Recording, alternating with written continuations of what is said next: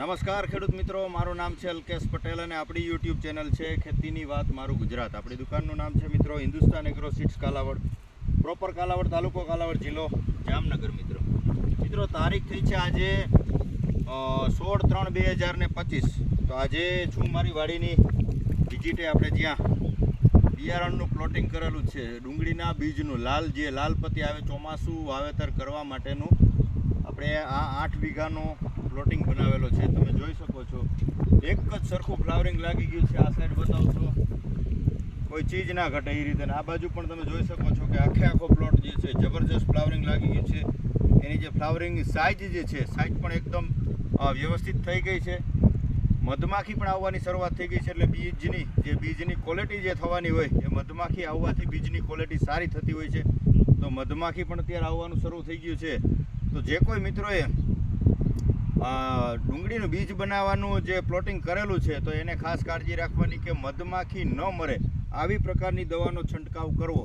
દાખલા તરીકે તમે પ્રોફેનોફોસ કે સાયપર કે એ પ્રકારની દવાનો છંટકાવ જો કરશો તો મધમાખી જે છે પ્રોફેનો કે એ પ્રકારની દવાથી નાશ પામે, મરી જતી હોય છે. એટલે ખાસ કાળજી રાખવાની છે. આની અંદર તમારે ટૂંકમાં એ ટાઈપની કોઈ પણ દવાનો છંટકાવ લેવાનો નથી. બીજું કે સારી ક્વોલિટી બીજની સારું બંધારણ થાય એ માટે હવે ટૂંકમાં સ્પ્રે કરી દેવાનો આવો સમય થઈ ગયો હોય તો માઇક્રોન્યુટન ખાતર, દાખલા તરીકે 25-25 છે કે અન્ય કોઈ મિક્સ માઇક્રોન્યુટન છે, એક સારું ફૂગનાશક આપી દેવાનું. એઝોસ્ટ્રોબિન ડાયફેનાકોનાઝોલ છે, એઝોસ્ટ્રોબિન ક્લોરોથાલોનિલવાળું છે.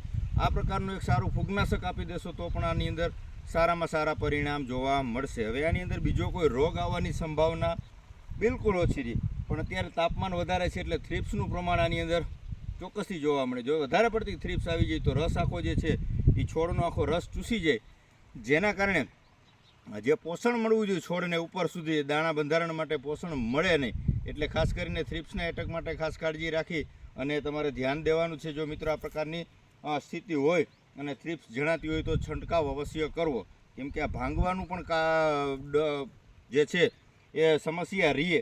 પણ ધીમે ધીમે ચાલીને હળવે ચાલી અને તમારે છંટકાવ અવશ્ય કરવો, નહીંતર જે છે વધારે પડતી થ્રિપ્સના કારણે આપણું બીજનું જે બંધારણ થવાનું હોય એ વ્યવસ્થિત રીતે થઈ શકે નહીં મિત્રો.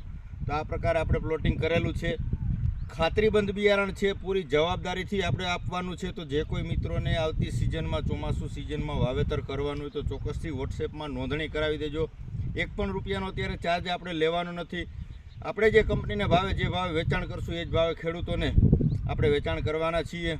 તમને અનુકૂળ આવે કે ભાવ આપણને પોસાય એમ છે તો જ ખરીદી કરવાની છે, નહીંતર તમને અનુકૂળતા હોય ત્યાંથી ચોક્કસથી ખરીદી કરી શકો છો. પણ આપણી પાસે બિયારણ જે છે એ સંપૂર્ણ ખાતરીબંધ છે. માત્ર 1 થી 2 કિલો લઈને તમારે અખતરો કરવાનો છે, વધારે નથી લેવાનું, બરાબર છે. તો ચોક્કસથી તમે નોંધણી કરાવી દેજો. આવતી સિઝનમાં ખૂબ જ સારા પરિણામ આના મળશે. એ જવાબદારીથી ઉગાવવાની જવાબદારી, ક્વોલિટી એક સરખી નીકળે એની જવાબદારીથી આપણે બિયારણ વેચવાનું છે. તો ચોક્કસથી તમે નોંધણી કરાવી શકો છો મિત્રો. તો બસ આટલું જ હતું. રજા આપશો મને. જય જવાન, જય કિસાન.